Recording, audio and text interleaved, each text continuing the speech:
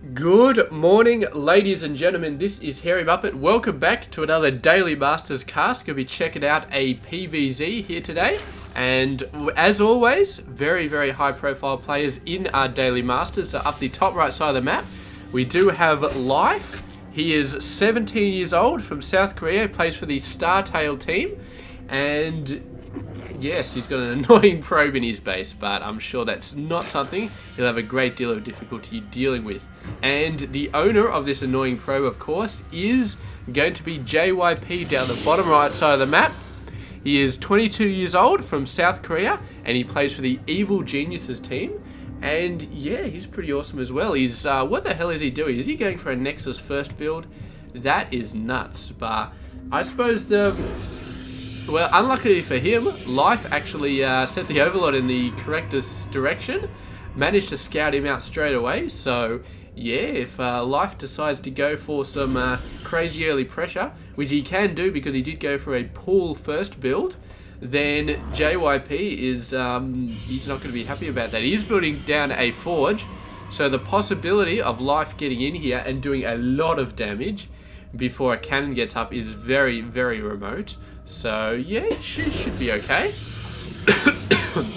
Looks like he's going to try and just basically wall off the entire thing. Maybe just put a cannon here. It should be able to deal with a couple of lings if they do come out, although these lings will be chasing this probe for the next 10 years. So yeah, I mean, it's a huge map, and there's the possibilities for very, very early harass are extremely limited. So it doesn't look like Life is even going to go for it. I mean, he's seen that potentially that there's something he could do here, but he's not even going to go for it. He's just going to focus on his own base, on his own macro, getting that third base down, and the probe finally goes down without scouting the third base. So JYP is going to have to get out there a little bit later on to scout that third base. He's probably going to be focusing on this one for the most part because it's so far. I mean, this one is the logical choice. It's so far away from JYP's base, whereas this one is just a hop, step, and a jump over this chasm. It's very, very easy for JYP to just build forces up here without Life having any idea that he just marches across and boom, this base goes down. So I don't know. I can only think that he wants to get this one fortified earlier than this one and then go for a fourth base a bit early on in the game than he otherwise would. So we'll see how that turns out for him. But right now, JYP, man, there is no chance of anything happening here. Maybe a roach bust, but I don't see Life going for a roach bust anytime soon. He's too focused on his macro.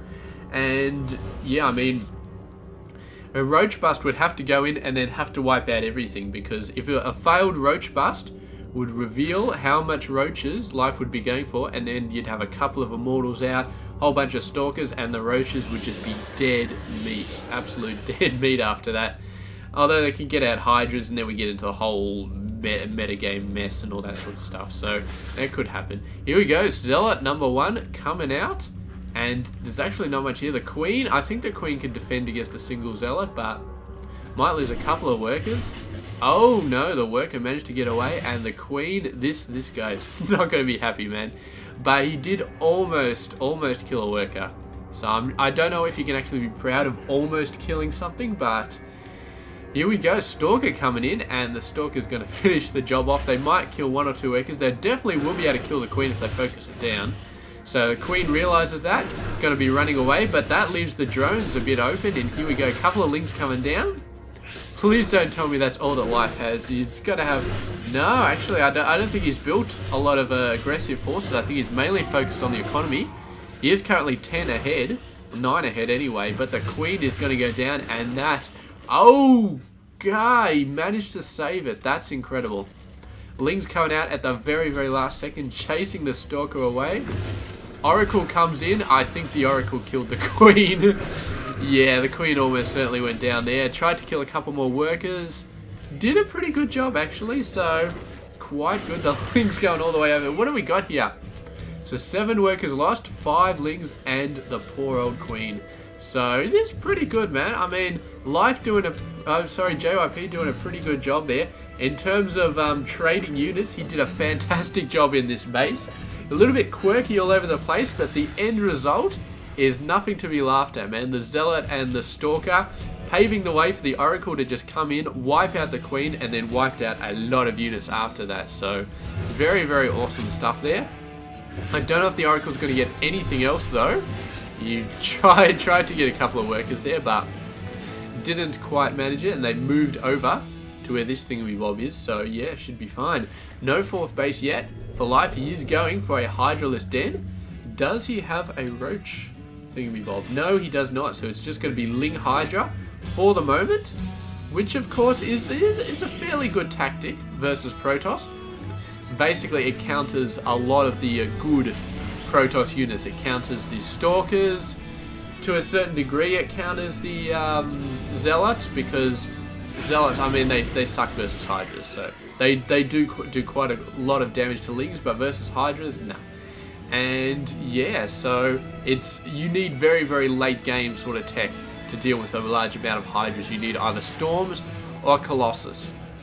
Potentially a large amount of Void Rays can do some damage as well, can make some stuff happen, but it's mainly Colossus and Storm for dealing with large amount of Hydras, because Hydras just own every single gateway unit there is.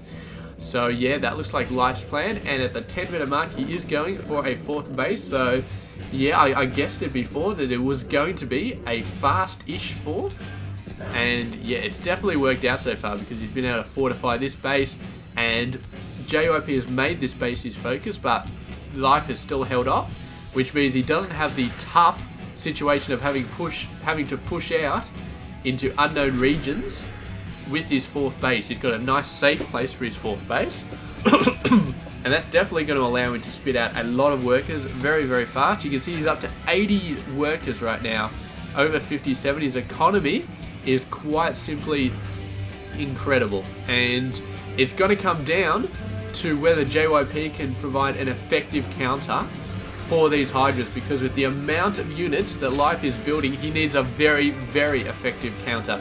He cannot afford to do even trading with Life.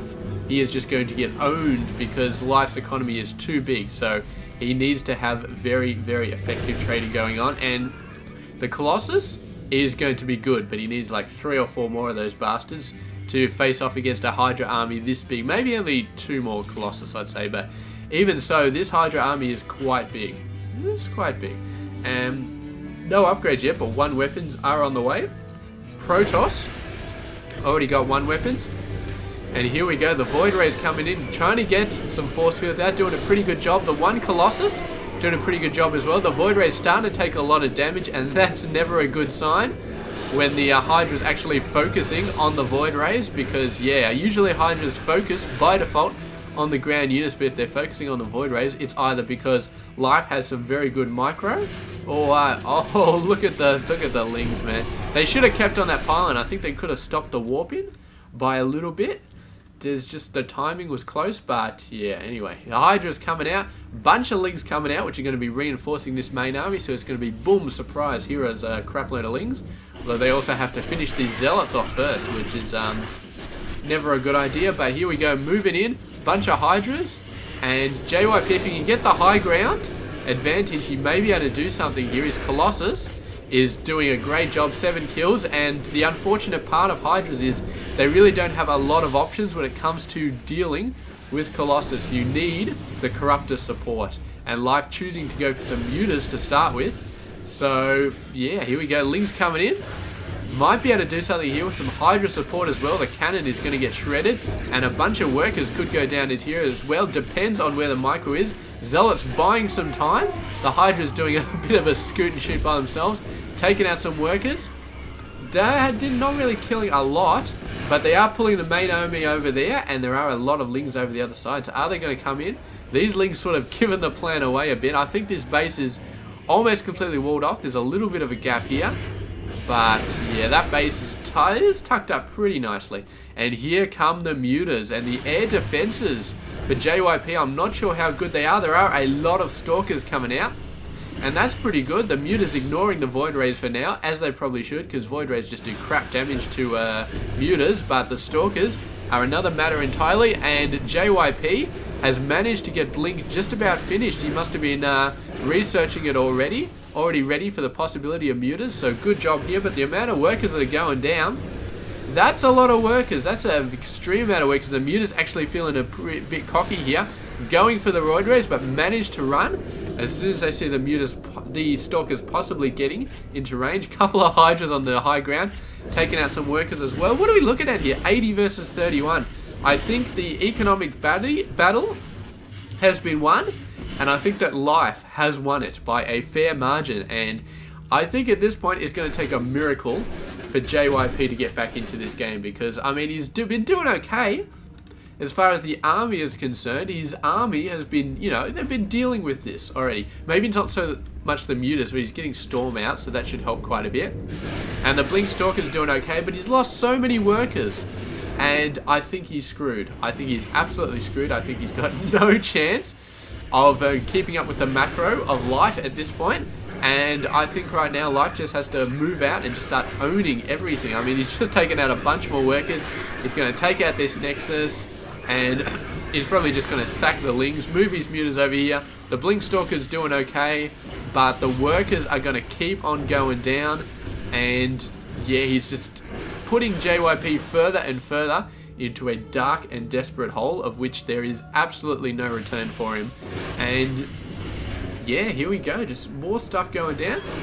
Eventually he's got to just start going off against the army. He decides probably not right now is a good time for him. We got some High Templar out, no Storm though, and no chance of Storm, but Archons are actually a Muta killer right now. They own Mutas so badly it's not even funny. So maybe this is the final counter that JYP needs. I don't think he can save him, but it may be able to destroy this Muta army. And if the Muta army is destroyed, then Life is going to be he's gonna have to think of something. It might buy JYP just a little bit of an opening. So yeah, anyway, choosing not to go back and engage the Mutas, probably a good idea, because Mutas can just run, get out of there in like 2 seconds flat. And there we go, JYP giving the GG.